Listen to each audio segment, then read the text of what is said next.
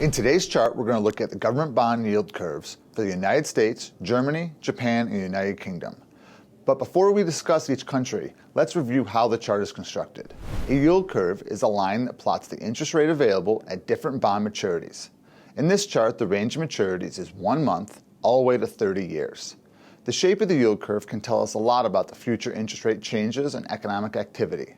A normal yield curve is upward sloping to the right, signifying that an investor gets higher yields for taking the risk of longer dated security. You see this type of yield curve most of the time. Now, right now, the U.S. has the strongest economy in the world, and as you can see, the U.S. yield curve is the only one that is normal.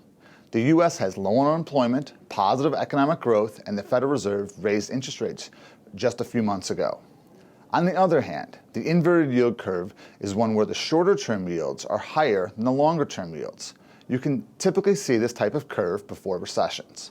Now, while no country on the chart has a fully inverted yield curve, the United Kingdom and Japan are partially inverted. In these two countries, the shortest-term interest rate is higher than the rates 1 to 2 years out. This signifies that the market believes the central banks of these countries will lower short-term interest rates in the near future. Finally, Germany has an upward-sloping yield curve just like the United States, but its curve has negative yields for bonds less than 8 years to maturity. German government bonds are considered the safest euro-denominated debt, which has pushed their interest rates to extremely low levels. Now, last week, Mario Draghi, the president of the European Central Bank, lowered its deposit rate and expanded its asset purchasing program, with the goal of increasing inflation and economic growth.